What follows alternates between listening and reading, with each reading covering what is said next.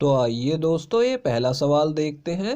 यदि ताज़ा फलों में 84% पानी है तथा सूखे फलों में 8% पानी है, तो 115 किलोग्राम ताज़ा फलों से कितने सूखे फल प्राप्त होंगे, ये हमें बताना है दोस्तों इस सवाल को करने की आज मैं आपको इतनी आसान शॉर्ट ट्रिक बताने वाला हूँ कि कुछ ही सेकंड में आपका आंसर आ जाएगा। देखिए दोस्तों, यहाँ पे ताज़ा फलों में बोला जा रहा है 84% पानी है और सूखे फलों में 8% पानी है। ठीक है, तो दोनों तरह के फलों में दो ही तरीके के पदार्थ होते हैं, एक तो पानी और दूसरा होता है ठोस पदार्थ। ठीक है, मैं यहाँ पे ठोस पदार्थ का अनुपात दोनों फलों में निकालने वाला हूँ। देखिए यहाँ पे ताज़ा फलों में 84% पानी है, तो ठोस पदार्थ कितना होगा, 16% होगा। ठीक है, 100 में से आपको 84 घटा के लिख देना है। ठीक है, और यहाँ पे सूखे फलों में 100 में से 8 घटाएंगे तो ठोस पदार्थ कितना आ जाएगा, 92% आ जाएगा। ठीक है, लेकिन आपको प्रतिशत नहीं लगाना, बस अनुपात ले लेना है। ठीक है, अब देखिए यहाँ पे दूसरा हमें वजन का अनुपात ले लेना है। ठीक है, तो वजन देखिए यहाँ पे ताज़ा फलों का वजन हमें दिया हुआ है 115 किलोग्राम, तो यहाँ पे 115 लिख लेंगे। और सूखे फलों का वजन हमसे पूछा गया है तो मैं उसे x लिख रहा हूँ। ठीक है, अब देखिए इसे सॉल्व कर लेते हैं। इन दोनों को 4 से काट लेते हैं। ठीक है, तो यहाँ पे 23 आ जाएगा और यहाँ पे 4 आ जाएगा। ठीक है, अब यहाँ पे 23 से 115 को काटेंगे तो 5 पे कट जाएगा और यहाँ पे 1 आ जाएगा। अब इस तरफ कुछ भी काटने के लिए नहीं बचा हुआ, तो इन दोनों को गुणा कर लेंगे तो नीचे x आ जाएगा और इन दोनों को गुणा करेंगे तो 20 आ जाएगा। ठीक है, बीच में बराबर का निशान लगा लीजिए। तो देखिए यहाँ पे x हमने किसे माना था, सूखे फलों के वजन को। ठीक है, तो यानी हमें 20 किलोग्राम सूखे फल प्राप्त होंगे। तो ये हमारा इस सवाल का आंसर हो जाएगा। और देखिए दोस्तों, ये तीसरा ऑप्शन करेक्ट है। तो आइए दोस्तों, ये अगला सवाल देखते हैं। एक दुकानदार किसी वस्तु पर 28% की छूट देता है, फिर भी उसे 20% का लाभ प्राप्त होता है।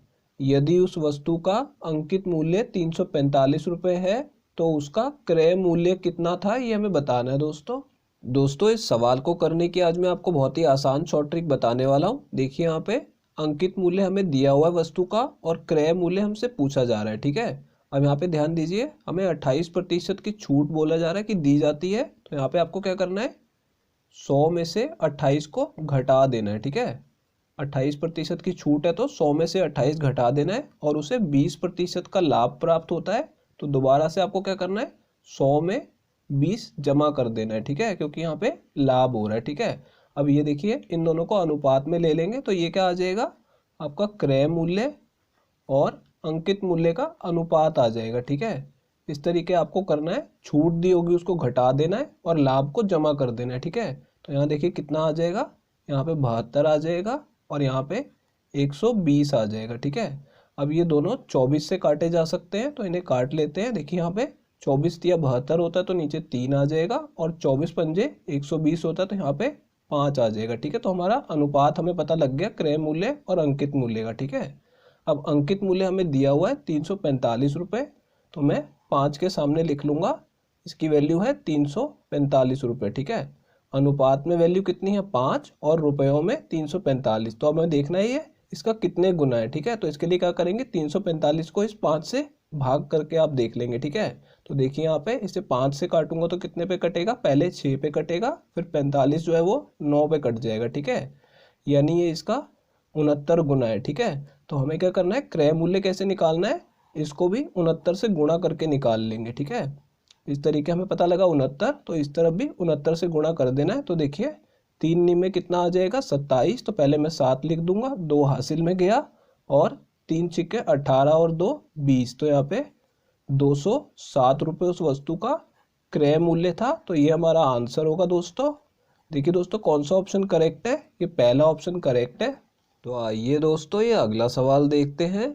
ए और बी मिलकर किसी कार्य को 36 दिनों में पूरा कर सकते हैं, लेकिन सी की सहायता से उन्होंने उस कार्य को 20 दिनों में पूरा किया, तो सी अकेला उस कार्य को कितने दिन में पूरा कर सकता है, ये हमें बताना है दोस्तों इस सवाल को करने की आज मैं आपको बहुत ही आसान शॉर्ट ट्रिक बताने वाला हूँ। देखिए दोस्तों, यहाँ पे क्या बोला जा रहा है कि ए और बी मिलकर किसी कार्य को 36 दिनों में कर सकते हैं। ठीक है, तो मैं इसके नीचे यहाँ पे 36 लिख देता हूँ। ठीक है, लेकिन उन्होंने सी की सहायता ली है ए और बी ने और उस कार्य को 20 दिनों में पूरा कर लिया। ठीक है, अब हमसे पूछा जा रहा है कि सी उस कार्य को कितने दिनों में करेगा। ठीक है, तो यहाँ पे देखिए ए बी सी तीनों की जानकारी दी हुई है, यहाँ पे ए और बी की जानकारी दी हुई है। ठीक है, अब देखिए ए और बी इसमें भी है और इसमें भी है, और तीसरा व्यक्ति कौन है, सी।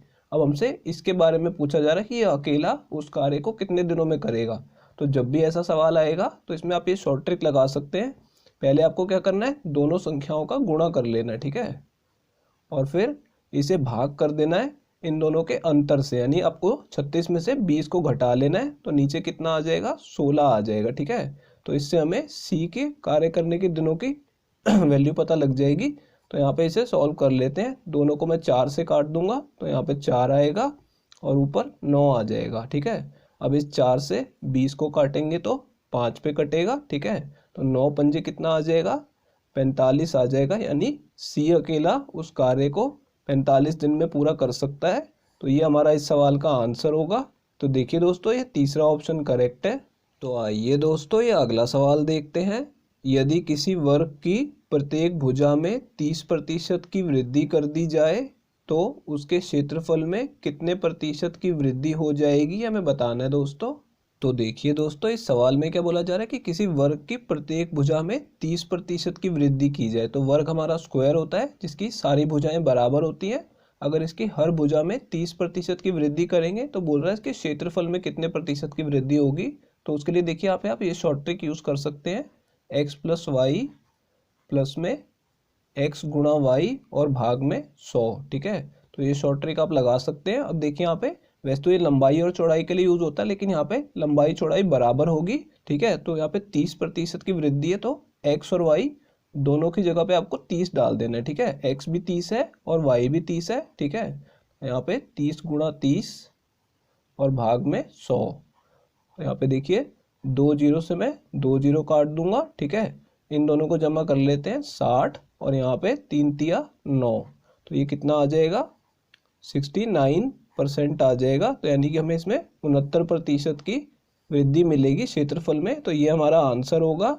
ये चौथा ऑप्शन करेक्ट है दोस्तों अगर ये वीडियो आपको पसंद आई हो तो इसे लाइक कर दीजिए, और दोस्तों अगर आप लोग चैनल पे नए हैं तो चैनल को सब्सक्राइब जरूर कर लीजिएगा, और दोस्तों नोटिफिकेशन बेल को दबाना बिल्कुल मत भूलिएगा। तो दोस्तों इस वीडियो को यहीं ख़त्म करेंगे, आपसे मिलते हैं अब अगली वीडियो में।